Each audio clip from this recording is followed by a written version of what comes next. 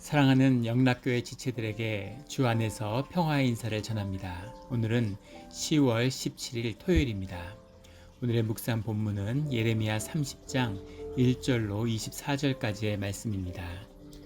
오늘의 본문 말씀 30장 1절부터의 말씀은 이렇게 시작합니다. 여호와께로부터 말씀이 예레미야에게 임하여 이르시니라. 이스라엘의 하나님 여호와께서 이와 같이 말씀하여 이르시기를 내가 내게 일러준 모든 말을 책에 기록하라. 이제까지 하나님이 말씀을 예레미야에게 계속 선포토록 하셨는데 이제는 그 선포된 말씀을 책에 기록해라 이렇게 말씀하시는 거죠. 책에 기록한다고 하는 것은 이제 그 말씀을 확정해서 돌이킬 수 없다는 이제 그런 뜻이 들어 있습니다. 말씀이 선포돼서 우리가 그것에 반응하고 회개하고 주님 앞에 돌아올 때는 이제 그 말씀을 돌이키실 수 있는 거죠. 근데 그 말씀을 기록하라는 것은 그 말씀이 분명히 확정되었다라고 하는 그 뜻이 들어있는 것이죠.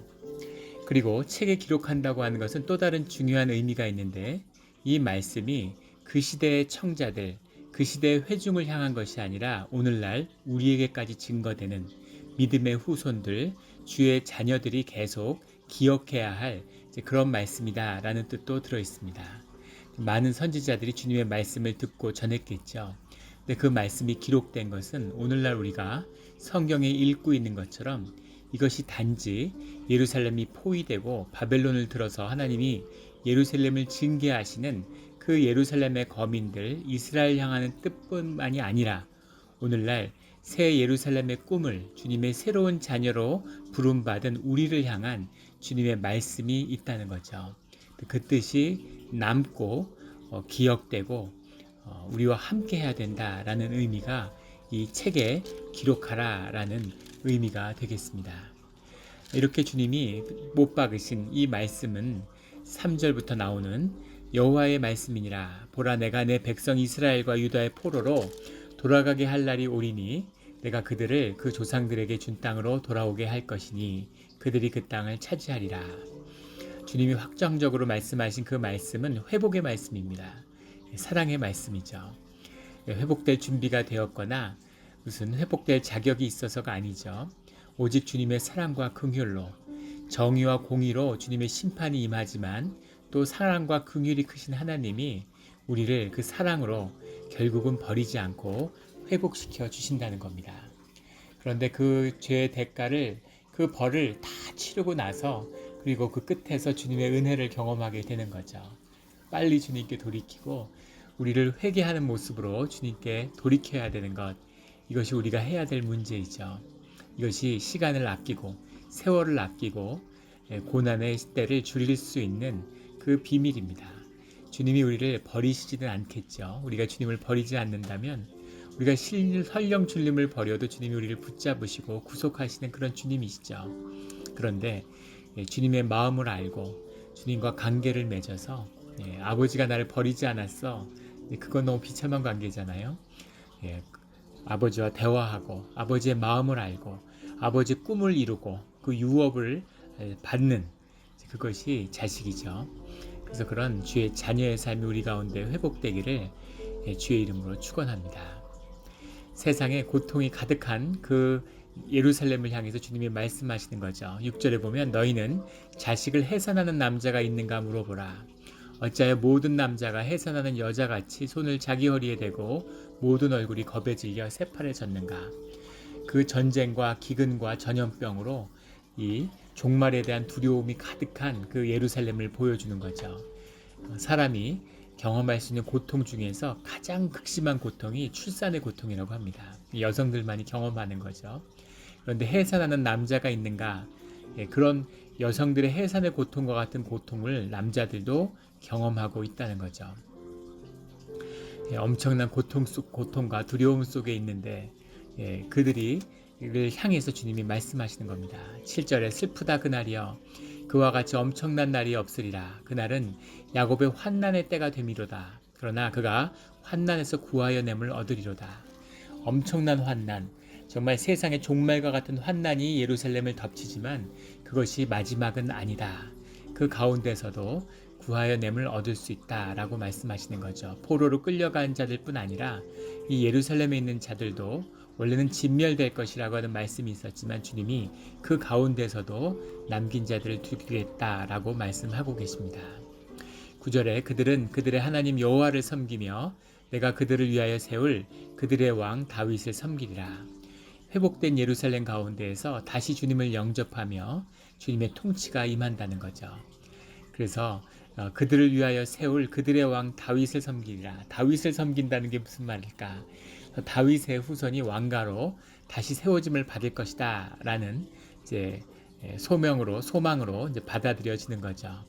그래서 많은 사람들은 후대에 느헤미야나 스룹바벨이 유다 지파였던 것으로 그렇게 다윗을 다시 세우겠다고 하는 주님의 말씀일 것이다 이렇게 해석하기도 하는데, 물론 그럴 수도 있죠. 느헤미야나 스룹바벨도 중요한 이런 귀한 기에 그 예루살렘과 유다의 지도자가 되지만 이 말씀은 너희 그들의 왕 다윗을 섬길 것이다 라는 건 메시아의 소망으로 받는 것이 더 맞을 것 같습니다. 메시아의 소망이라는 건 그리스도의 통치가 임한다는 거죠. 하나님의 나라가 이 땅에 임한다는 겁니다. 그래서 이제까지 너희가 경험하지 못한 주님의 통치를 경험하게 될 것이다 라고 하는 주님의 약속인 거죠. 10절에 나의 종 야곱아 너는 두려워하지 말라. 이스라엘아 놀라지 말라. 내가 너를 먼 곳으로부터 구원하고 내 자손을 잡혀가 있는 땅에서 구원하리니 야곱이 돌아와서 태평과 안락을 누릴 것이며 두렵게 할 자가 없으리라. 도저히 있을 것 같지 않은 어떻게 망한 나라가 3대가 지나서 회복할 수 있겠습니까? 있을 수 없는 얘기죠. 도저히 있을 수 없는 얘기죠. 근데 이런 일들이 다시 회복되고 일어난 것입니다. 역사상 정말 유례가 없는, 정말 하나님이 아니면 할 수 없는 하나님의 영광의 사건이죠. 노예된 백성이 끌려가서 나라가 망했는데 왕조가 바뀌고 세대가 3번 바뀌었는데 새로운 왕조가 가져갔던 모든 성전의 유물들을 들고서 다시 귀환하는 그런 일들이 일어난 것입니다. 이것이 예루살렘의 회복이고 주님이 약속하신 사건이죠. 예루살렘의 땅에 돌아와서 예루살렘에서 다시 성전을 세웠다고 해서 회복되는 것이 아니라 그들의 마음이 주님께 돌이켜져서 주님 옆에 예배로 드려질 때 그때 하나님의 통치가 새 예루살렘이 회복되는 것이죠. 하나님이 그것을 정하시고 그 꿈을 이루어 가시겠다라고 말씀하시는 겁니다. 우리에게 교회를 허락하셨는데 우리의 교회가 이름이 교회지 어떻게 하나님의 몸된 교회라고 감히 이름에나 올릴 수가 있겠습니까? 말도 안 되는 일이죠. 정말 부끄럽게 하니 없고 죄스럽게 하니 없는 것이죠. 그러나 주님이 통치하는 교회를 우리 가운데 이루시겠다라고 하는 교회를 허락하시고 교회를 우리 가운데 이루어 가시는 거죠. 우리를 주님의 자녀로 삼았다고 말씀하시는데 우리가 자녀가 된다는 게 상상이 안 되고 너무 부끄러운 것이죠. 그러나 주님이 우리를 속량케 하시고 우리를 주님의 자녀됨으로 나의 나됨으로 세워가셔서 주님의 자녀로 세상을 다스리는 생명의 권세로 우리를 세우시겠다라고 약속하고 계시는 겁니다. 그 약속을 살아서 이루는 그 꿈을 보는 우리와 우리 공동체가 되기를 주의 이름으로 축원합니다. 11절에 그러나 내가 법에 따라 너를 징계할 것이요 결코 무지한 자로만 여기지는 아니하리라. 죄 없다 하심을 받았지만 하지만 너를 법에 따라 징계하겠다라고 말씀하시는 거죠. 그것이 우리를 세워나가는 방법이고 과정이라는 것을 말씀하고 계시는 겁니다. 12절에 여호와께서 이와 같이 말씀하시느니라. 내 상처는 고칠 수 없고 내 부상은 중하도다. 13절에 내 송사를 처리할 재판관이 없고 내 상처에는 약도 없고 처방도 없도다. 너무 부패하여 버린 우리의 죄성, 그 죄를 반복해서 그것이 나의 정체성이 되어버린, 내 습관이 되고 내가 되어버린, 내 기억의 모든 것이 되어버린 나, 그런 죄된 인간들이 모여서 집단 악을 행하고 희생양을 잡아내고 정의와 공의가 무너져서 송사를 처리할 재판관을 세울 수 없는 그런 우리들, 약도 없고 처방도 있을 수 없는 그런 자들이 되었다는 것이죠. 그런데 도저히 어떤 이유로도 회복될 수 없는 우리들, 그 우리를 회복할 수 있는 분이 주님이시라는 겁니다. 17절에 보면 내가 너희의 상처로부터 새살이 돋아나게 하여 너를 고쳐주리라. 약도 없고 처방도 없는데 기적적으로 주님이 주님의 역사하심으로 주님의 방법으로 우리를 회복시켜 주시겠다고 말씀하시는 거죠. 주님만이 하실 수 있는 일입니다. 상처가 깊고 원한이 깊고 아픔이 깊고 수많은 죄와 악으로 점철된 삶을 살았기 때문에 내 삶에 어떤 소망이 있을 수 있습니까? 지나간 내 과거를, 내 아픔을 어떻게 회복할 수 있겠습니까? 라는 우리의 탄식 가운데 그것을 회복시킬 수 있는, 그 상처로부터 새살이 돋아나게 할 수 있는 생명의 역사를 베푸실 수 있는 주인이 주님이신 거죠. 주님은 하실 수 있는 겁니다. 평생을 나를 옥매어 왔는데 그 아픔으로부터 내가 어떻게 벗어날 수 있을까? 예전에 몇 번 나눈 적이 있었던 것 같은데, 제가 수도원에 잠시 있을 때 만났던 자매예요. 그 자매가 비 오는 날 너무 고통스러운 표정을 하고 있어서 왜 어디가 안 좋으냐 이렇게 얘기하는데, 그런 아픔을 얘기하더라고요. 이제 폭력 가정에서 자란 거죠. 아버지가 굉장한 폭력을 가정에 휘둘렀는데 아버지한테 하도 맞아가지고 척추를 다쳤답니다. 그런데 정말 주님을 영접하고 아버지를 수천 번 용서했는데 비가 오는 날이면 다시 이제 척추가 아파오기 시작한다는 거예요. 그래서 뼈가 아파오기 시작하면 마음속 깊은 곳에서 미움이 다시 올라온다는 거죠. 얼마나 힘들겠습니까? 그것을 어떻게 다룰 수 있겠어요? 아버지한테 뺨 한 대 맞은 상처가 평생 가기도 하는 것이 사람의 마음이죠. 그런데 아버지한테 그렇게 폭력에 휘달리고 척추를 다칠 정도였으니까 뭐 어떤 폭력이었겠습니까? 그리고 가정들, 어머니, 형제들, 자기가 보고 자란 것들, 자기 삶이 저주로 가득한 그런 삶을 사는 것 같았겠죠. 근데 주님을 만나고 그 모든 것이 이제 축복으로 변해가는 것입니다. 그가 아픔이 아니었다고 하는 거짓으로 우리가 주님을 거짓되이 영접해서 뭐 다 괜찮다고, 나는 다 용서했고 아무렇지도 않다고 거짓으로 자꾸 진실을 덮으려고 그래요. 기독교가 종교화돼 가지고 자꾸 정답만을 가지고 정답만이 옳은 것처럼 정답을 주니까 내가 정답을 하고 문제를 풀었다고 얘기하는 겁니다. 인생의 문제가 뭔지도 모르면서 그러면서 문제를 풀었다고 얘기하는 거죠. 정답을 쥐고 있으니까 세상에선 정답을 얻으면 문제를 풀었다고 생각하는 거죠. 그 문제의 과정을, 그 문제 자체를 해체시켜 나가는 것, 그 문제 자체를 없애가는 것, 이것이 사실은 우리 인생에서 문제를 풀어가는 그런 내면의 길인 거죠. 근데 그것을 할 수 있는 방법, 어떤 방법으로도 가능하지 않습니다. 카운셀링을 아무리 받고 무슨 약물 치료를 받고 세상에 없는 뭘 해도, 묵상과 무슨 뭘 해도, 면벽 수행을 해도 그런 것이 없어지지 않아요. 그것을 없앨 수 있는 능력은 십자가밖에 없습니다. 십자가의 예수 그리스도를 영접하고 그 예수님이 우리의 속사람이 되셔서 우리와 함께 동행하며 살아가실 때 우리의 그 상처난 그 상처로부터 새살이 돋아나게 되는 거죠. 그래서 그 새살이, 새 생명이 내가 되어가는 것입니다. 이 일이 있어야 우리가 거기서 벗어나게 되는 거죠. 그것이 있어야 우리가 새로운 삶의 길로 들어가게 되는 것입니다. 그런 새로운 삶을 살아가는 우리 영락 공동체가 되기를, 모든 과거의 아픔과 상처를 넘어서는 우리 공동체가 되기를 예수 그리스도 이름으로 축원합니다. 18절에 여호와께서 말씀하시니라, 보라, 내가 야곱 장막의 포로들을 돌아오게 할 것이고 그 거처들의 사랑을 베풀 것이라. 주님의 사랑이죠. 새살을 돋게 하는 비밀은 주님의 사랑입니다. 성읍은 그 폐허가 된 언덕 위에 건축될 것이요 그 보르는 규정에 따라 사람이 살게 되리라. 폐허가 된 언덕 위라고 해석했는데 그냥 텔이라는 말이에요. 텔은 흙무덤을 얘기하는 겁니다. 흙으로 쌓여진 이 시체가 썩어서 진토가 된 그 흙덩이가 된 무덤, 공동묘지 같은 것이죠. 그 흙무덤 위에 새로운 성읍이 지어질 것이다. 도저히 사람이 살 수 없고 저주의 땅으로 보이는, 사람들이 얼굴도 돌이키고 싶지 않아 하는 그곳에 새로운 성읍이 열리게 될 거라는 거죠. 거기에 사람들이 살게 되리라, 이렇게 말씀하시는 겁니다. 19절에 그들에게서 감사하는 소리가 나오고 즐거워하는 자들의 소리가 나오리라. 내가 그들을 번성하게 하리니 그들의 수가 줄어들지 아니하겠고 내가 그들을 존귀하게 하리니 그들은 비천하여지지 아니하리라.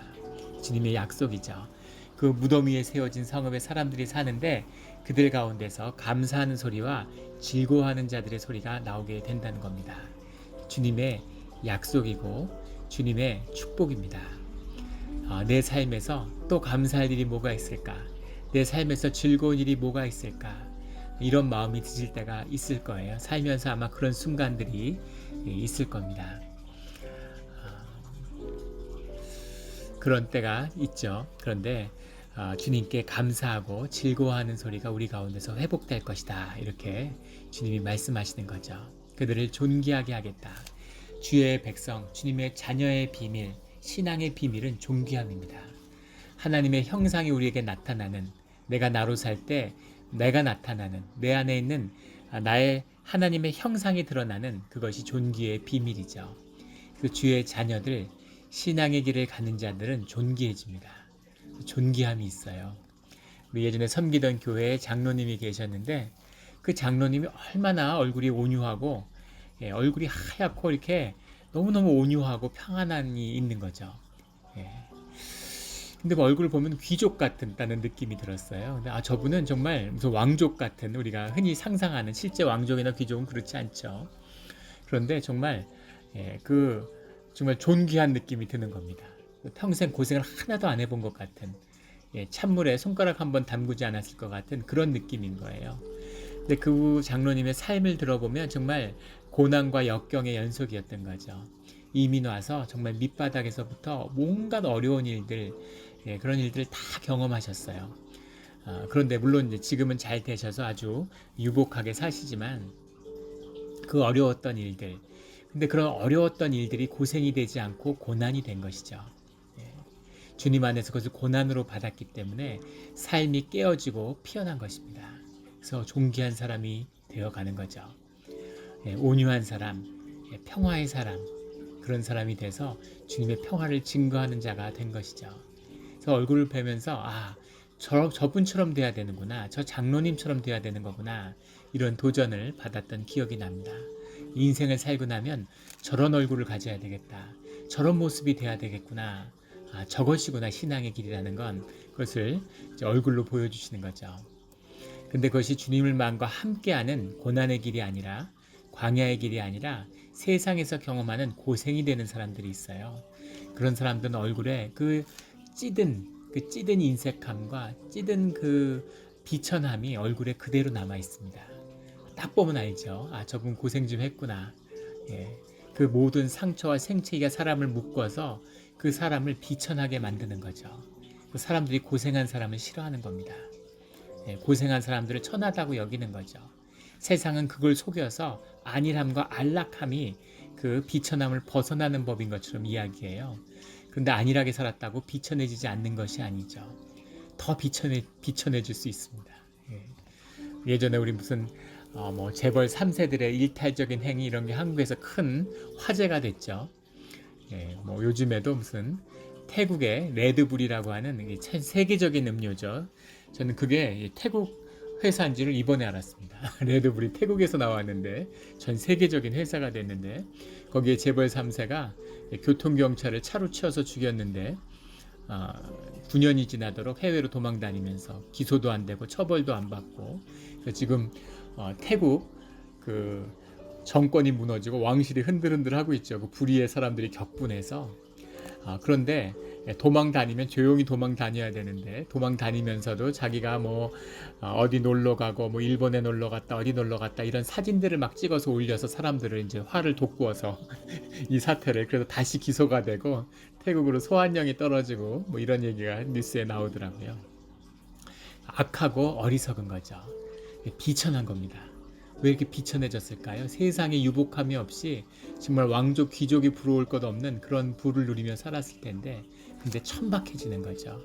이것이 세상의 비밀이에요. 주님과 동행하고 주님과 함께 하야지만이 그 품성이 자라나고 삶이 자라나고 존귀해지는 겁니다. 의식의 힘이 약화되니까 안에 다루어지지 않은 방치된 내면의 모습이, 내면의 괴물이 드러나는 거죠. 그래서 젊었을 때는 안 그랬는데 50, 60, 70이 되니까 점점 더 성격이 괴팍해지고 그런 안 좋은 그런 사람들이 되어가는 아주 미숙한 사람이 되어가는 그런 모습들이 세상에 나타나죠. 예, 그것이 뭐 노인이 돼서 그렇다 이렇게 세상에서 이야기하는데 노인이 돼서 그런 것이 아니라 내면을 다루는 삶을 살지 못했기 때문입니다. 신앙의 길을 가지 못했기 때문이에요. 의식의 에고의 삶을 사는 사람은 자기 내면을 억누리고 학대했는데 에고의 힘은 나이가 들면 육신에 기반한 거니까 점점 에고의 힘이 약해지는 거죠. 에고에 대한 집착이 더 강해지고 자기 에고를 더 지키려고 하니까 점점 더 추한 사람이 되어가는 것이죠. 비참한 것입니다. 비천해지는 거죠. 주님과 함께하는 주님 가운데 연단받은 자는 정금과 같이 되어서 귀하고 존귀한 사람으로 주님 앞에 나오게 되는 거죠. 이런 멋진 사람으로 자라가는 멋진 존귀한 사람들이 되어가는 우리 영락 공동체가 되기를 예수 그리스도 이름으로 축원합니다. 21절에 그 영도자는 그들 중에서 나올 것이요 예루살렘의 영도자겠죠. 그 통치자도 그들 중에서 나오리라. 내가 그를 가까이 오게 하리니 그가 내게 가까이 오리라. 참으로 담대한 마음으로 내게 가까이 올 자가 누구냐 여호와의 말씀이니라. 영도자를 세웠는데 내게 가까이 오게 하겠다. 참으로 담대한 마음으로 내게 가까이 올 자가 누구냐 이렇게 주님이 물어보시는 거죠. 누굴까요? 주님 앞에 나아가면 죽는 것이죠. 그래서 지성소에 나아갈 수 있는 자는 대제사장밖에 없습니다. 대제사장도 끈을 발목에 묶고 들어가는 거죠. 그래서 들어가서 자기 죄 때문에 죽으면 그러면 그 제사장을 끌어내는 겁니다. 목회자가 제사장은 아니지만 이런 예전적 기능을 담당하죠.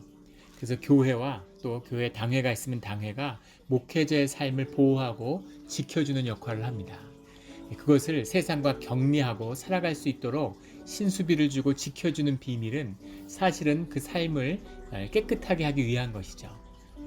세상의 아까운데 세상의 진토 가운데에서도 깨끗함이 지켜지는 것이 주님의 함께함의 비밀이지만 그렇게 돼야죠.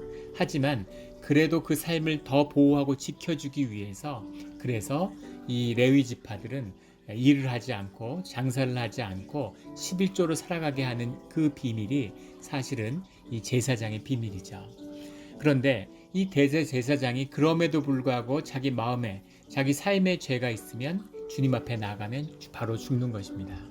그런데 왕이 되어서 세상을 통치하는 자가 있는데 그가 주님 앞에 나온다는 거죠. 주님의 가까이 나올 자가 누구냐라고 주님이 물으시는 건 그 자가 왕이면서 동시에 대제사장의 역할을 겸하고 있다는 겁니다. 왕과 같은 제사장, 제사장과 같은 왕이 아니라 왕이면서 제사장이고 제사장이면서 왕인 것이죠. 그 사람은 마치 우리 창세기에 나오는 멜기세덱처럼 제사장의 중보가 필요 없는 자죠. 그런 사람은 바로 이 땅의 그리스도고 메시아인 겁니다. 그래서 메시아의 통치, 주님의 온전한 통치가 임하는 거죠. 주님의 통치가 이 땅에 임하고 주님의 통치가 이 땅에 임해서 교회가 쓸 때만이 세상에 정의가 다시 세워지는 겁니다. 세상의 민주주의의 거의 종말을 우리가 보고 있는 것 같아요. 민주주의가 꽃을 피웠고 민주주의가 세상에 많은 번영을 약속했는데 민주주의가 왜 이 모양이 됐을까? 그냥 법의 도구처럼 법만 어기지 않으면 되는 것처럼 민주주의 이상은 이미 20세기 초에 무너진 게 아닌가 이런 생각이 듭니다. 정말 민주주의처럼 오늘날 이렇게 너덜너덜한 완전히 누더기가 되어버렸죠. 심지어 중국에서 사회주의의 체제 우월함을 증명했다고 이렇게 과시하는 이런 세상이 됐습니다. 한국도 마찬가지고 미국도 마찬가지죠. 민주주의를 위해서 싸우고 민주주의를 이루겠다고 그렇게 했는데 그 민주주의를 주장하던 세력들이 다수파가 되니까 똑같은 우리 한술 더 뜨는 거죠. 부패하고 다수의 힘으로 폭력으로 모든 문제를 해결하고 법만 어기지 않으면 된다. 또 법이 있으면 은폐하려고 하고 국가 권력을 무력화시키고 정의와 공의를 파괴하는 이런 놀라운 모습을 보고 있습니다. 도대체 이제까지 했던 민주화는 다 뭐였나 하는 정말 참담한 마음이 들죠. 민주화의 원혼들은 땅속에서 통곡을 하겠구나 이런 참담한 마음이 듭니다. 민주주의는 어디서부터 잘못됐을까요? 미국도 마찬가지죠. 선거가 있기 전에 불복하는 얘기가 먼저 나오고, 지금 미국에서 대선이 다가오는데 미국의 대선에 내전이 일어나지 않을까 하는, 그것이 지금 미국의 수사기관들의 최대의 지금 그 어려움이라고 그래요. 그래서 당일날 투표소에 올 때 총기를 휴대하지 말라는 그런 행정명령이 내려진 주가 나오고, 선거를 하고 사람들의 갈등을 화해하고 하나가 되어가는 과정이 선거고 정치인데, 이제는 그걸 확인하고 더 갈등을 키우는 그런 투쟁의 장이 되어버린 거죠. 그래서 어떻게 이렇게 비참해졌을까? 미국의 민주주의가 꽃피운 것, 영국의 민주주의가 꽃피울 수 있었던 건 기독교 문명이 그 바탕에 있었기 때문입니다. 미국 장로교의 헌법을 기초한 목사님이 미국의 헌법도 기초했어요. 미국 장로교 헌법과 우리 한국 장로교 헌법의 모태가 되기도 하죠.